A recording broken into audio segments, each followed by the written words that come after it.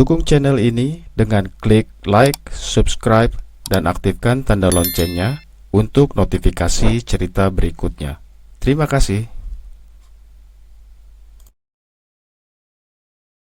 Setelah 5 tahun berpacaran, aku dan pacarku yang bernama Mas Hardi akhirnya memutuskan untuk melanjutkan hubungan kami ke jenjang yang lebih tinggi, yaitu pernikahan.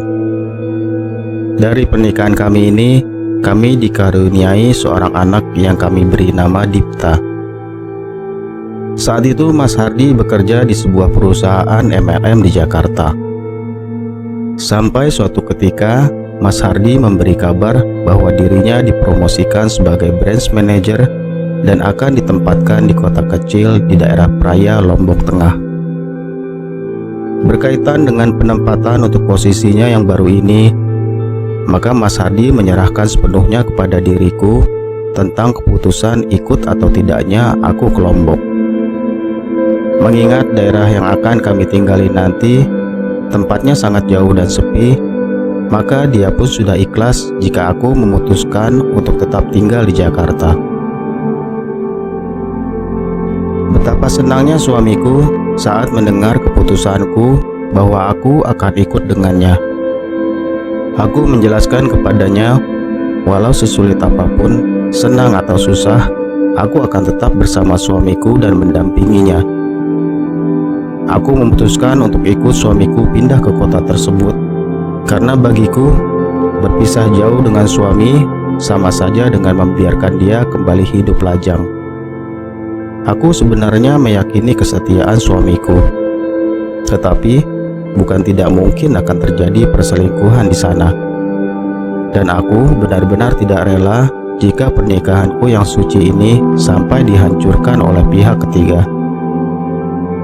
Lagi pula saat itu Dipta masih berusia 3 tahun dan belum bersekolah, sehingga tidak ada alasan apapun bagiku untuk tetap di Jakarta. Pada awal tahun 1993, kami terbang menuju ke Bandara Selaparang yang berada di kota Mataram. Saat itu, Bandara Selaparang adalah satu-satunya akses menuju ke Pulau Lombok jika melalui jalur udara. Dari Mataram, kami lalu menyewa sebuah mobil untuk menuju rumah yang akan kami tempati di kota Praia. Sesampainya di sana, betapa kagetnya aku saat melihat rumah tersebut sudah terisi dengan perabotan yang baru semua. Diam-diam Mas Hardi membeli semua perabot dan kebutuhan rumah tangga di kota Ampenan.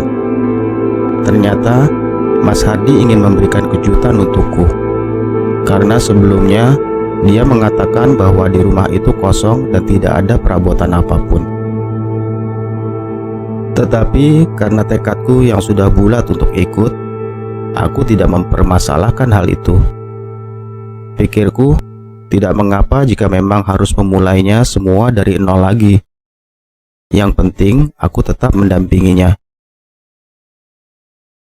Rumah kami ternyata berdekatan dengan sebuah bangunan Belanda yang sudah lama terbengkalai. Gedung itu terbuat dari batu beton setebal 50 cm dengan pilar-pilar di serambi depannya. Gedung tersebut sudah ratusan tahun tidak dihuni, dan tadinya pihak pemerintah berencana untuk menghancurkannya. Tetapi karena pertimbangan sarana wisata bangunan kuno, maka bangunan itu tetap dibiarkan berdiri. Aku merasa heran kenapa bangunan itu tidak ada yang menghuninya, dan tidak ada pula yang merawatnya. Berdasarkan info tetanggaku yang baru aku kenal saat itu yang bernama Pak John, dia mengatakan bahwa pemerintah sudah pernah mencoba untuk merenovasinya. Tetapi para tukang yang mengerjakannya banyak yang kesurupan, jatuh sakit, dan akhirnya meninggal dunia. Sejak kematian misterius yang menimpa para kuli bangunan itu, sang kontraktor akhirnya tidak berani lagi melanjutkannya. Bahkan pemborong itu menjadi bangkrut, sehingga sejak saat itu tidak ada satupun orang yang berani masuk ke gedung tua itu. Sebenarnya masih banyak yang ingin aku tanyakan tentang bangunan peninggalan Belanda itu. Tapi sayangnya Pak John saat itu kedatangan tamu, sehingga dia bergegas meninggalkan kami untuk menemui tamunya. Sementara Ibu John sepertinya tidak mengetahui banyak hal soal bangunan itu. Dia tidak banyak bercerita saat aku bertanya berbagai hal mengenai gedung itu. Sampai akhirnya Ibu John pun pamit untuk menyusul suaminya. Malam pertama aku tinggal di kota itu sungguh mengagetkan. Aku tidak dapat tidur dengan nyenyak. Entah kenapa aku merasa gelisah sekali malam itu. Sekitar pukul 12:30 malam, aku dikagetkan oleh suara pekikan bayi dari gedung sebelah. Awalnya terdengar pelan sekali, tetapi lama-kelamaan suara itu semakin kencang dan semakin jelas. Aku segera membangunkan Mas Hardi, tapi dia tidak mau bangun. Justru dia tampak semakin pulas. Aku yakin kalau yang aku dengar itu suara tangisan bayi, karena suaranya terdengar sangat nyaring di telingaku. Karena naluri keibuanku, aku menjadi penasaran dan ingin mengetahui ada apa dengan bayi itu. Aku lalu keluar kamar dan membuka pintu samping. Aku melihat ke arah bangunan tua yang malam itu terlihat begitu gelap. Cahaya rembulan yang menyinari beberapa bagian dari rumah tua itu semakin menampakkan kesan angker yang memang sudah menyelimutinya. Aku dengar suara bayi itu tidak juga berhenti, dan justru semakin memekakan telinga. Aku yakin suara itu berasal dari gedung tua itu. Aku bergegas mengambil senter yang masih tersimpan di dus bawaanku yang belum sempat aku bongkar. Lalu aku keluar menuju rumah Pak John untuk mencoba membangunkannya. Tetapi berulang kali aku memencet bel dan mengetuk-ngetuk pintunya, tetap tidak ada orang menyahut. Sepertinya mereka juga sudah tertidur pulas. Karena merasa lelah berusaha untuk membangunkan orang-orang, tetapi tidak ada satupun yang terbangun. Akhirnya aku memutuskan untuk berjalan menuju ke gedung tua itu sendirian. Aku sangat penasaran dengan suara tangisan bayi yang tidak kunjung berhenti itu. Aku sama sekali tidak berpikir tentang hantu atau cerita-cerita seram yang diceritakan Pak John kepadaku siang tadi. Yang ada di pikiranku saat itu, aku khawatir ada orang yang tidak bertanggung jawab yang sengaja membuang bayi di rumah itu. Atau mungkin ada ibu-ibu yang pingsan atau sakit parah hingga tidak bisa mengurus bayinya. Intinya, aku hanya ingin menolong bayi itu. Meski ada rasa takut dan was-was yang menyelimuti diriku, aku nekat untuk memanjat pagar gedung tua itu dan masuk ke dalamnya.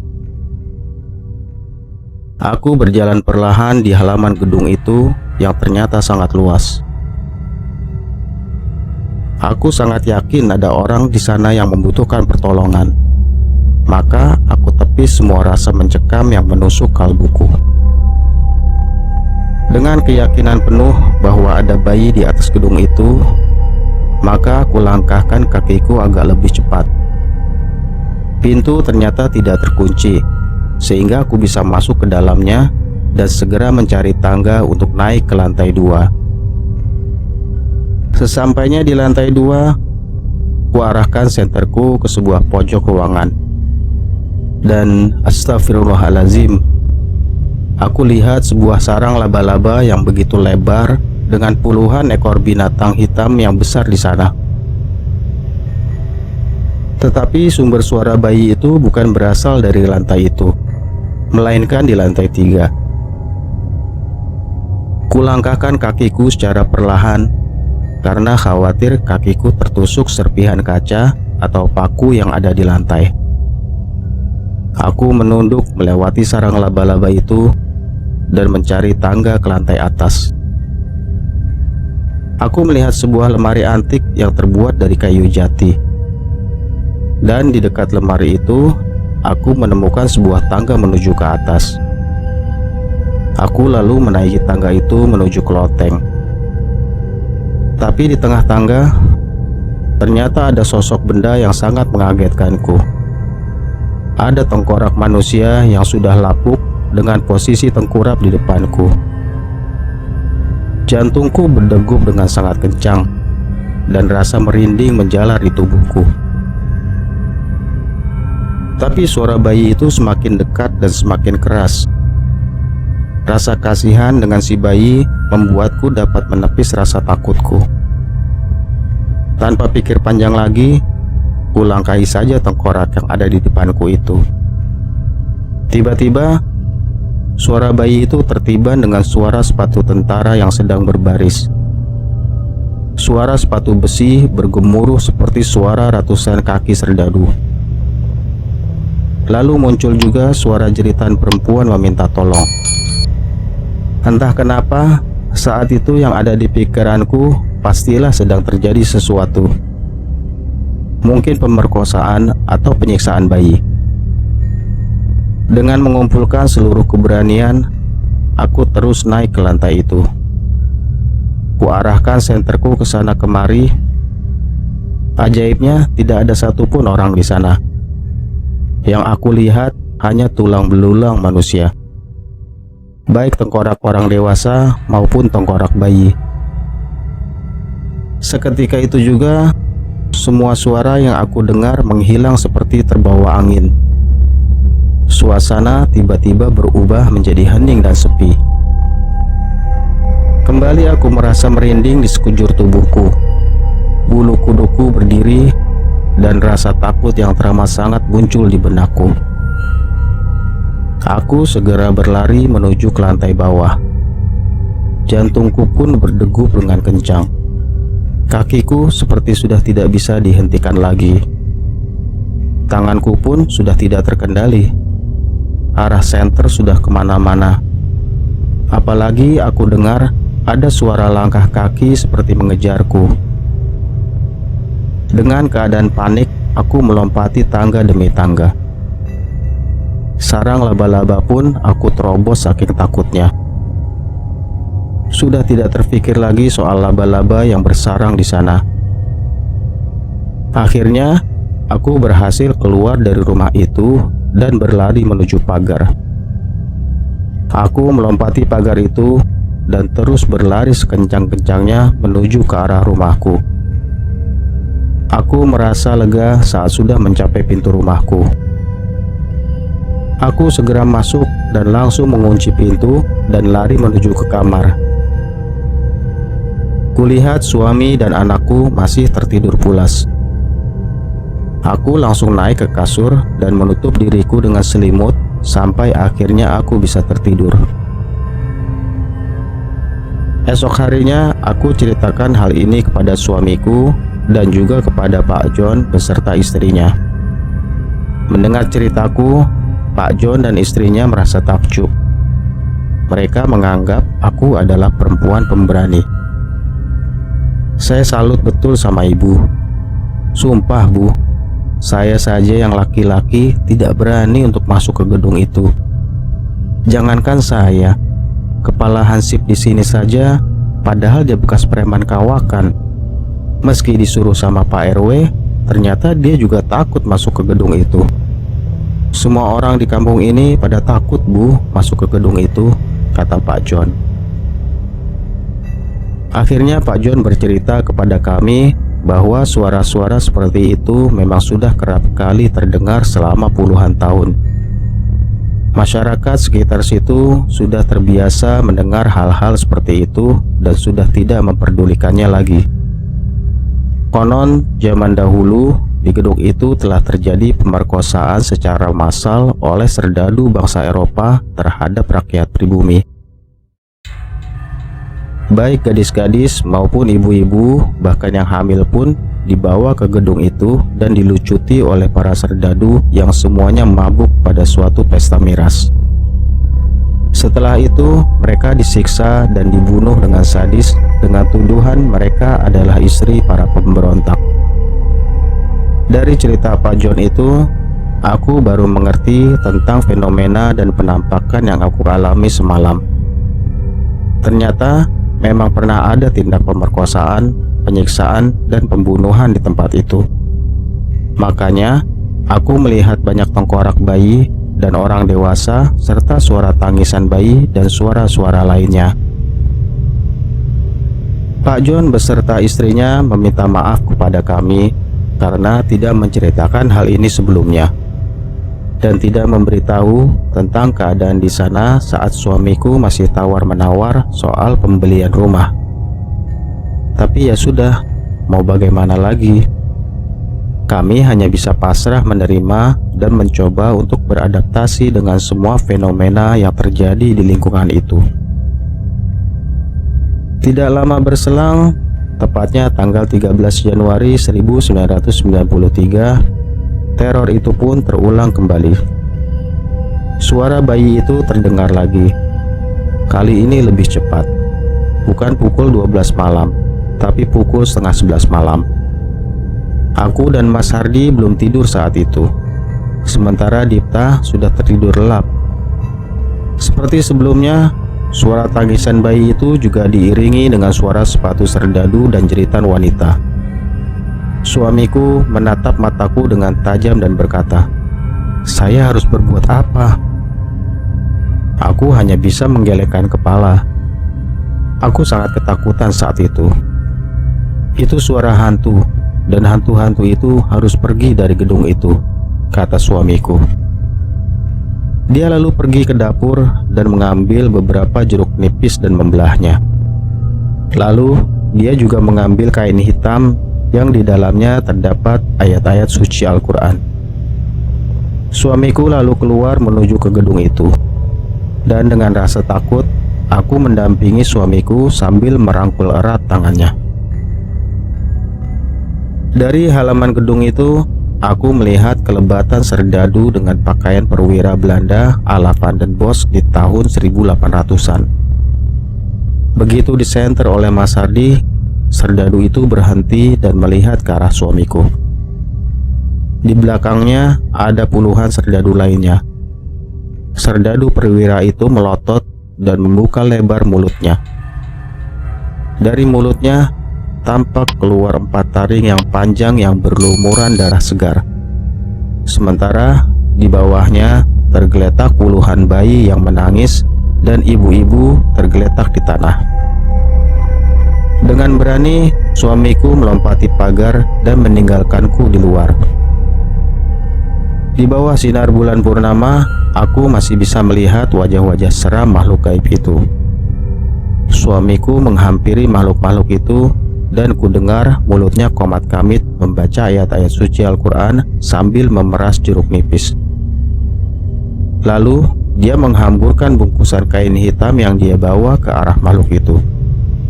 Sekonyong-konyong, makhluk-makhluk gaib itu berubah menjadi asap yang mengepul dan akhirnya mereka raib entah kemana. Malam itu, para serdadu, bayi-bayi, dan ibu-ibu itu semua menghilang.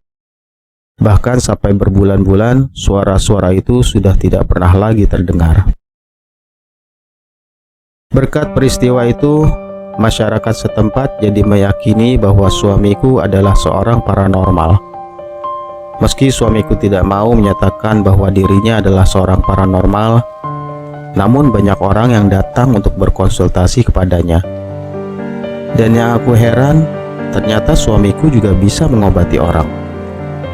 Saat aku bercerita kepada ibu mertuaku, ternyata aku baru tahu bahwa suamiku memang menuruni keilmuan yang dimiliki oleh kakeknya. Dulu kakeknya adalah seorang paranormal handal yang banyak didatangi oleh para jenderal dan orang-orang kaya. Aku sama sekali tidak menyangka. Selama bersama Mas Hardi, aku sama sekali tidak mengetahui tentang kemampuan yang dimilikinya itu. Pihak pemerintah daerah pun merasa berterima kasih atas jasa suamiku yang telah berhasil mengusir hantu-hantu di tempat itu dan memberinya penghargaan berupa tulisan bertinta emas. Gedung itu akhirnya bisa direnovasi dengan bantuan suamiku sebagai penasehat teknis dan spiritualnya. Akhirnya sampai saat ini, gedung itu dimanfaatkan sebagai museum sejarah dan tempat wisata di kota Lombok. Baik Sobat DM, begitulah cerita mistis yang bisa kami hadirkan saat ini. Semoga cerita ini bisa menghibur kalian semua dan semoga ada hikmah positif yang bisa diambil dari cerita ini. Terima kasih telah mendengarkan cerita kami. Sampai bertemu di kisah berikutnya. Assalamualaikum warahmatullahi wabarakatuh.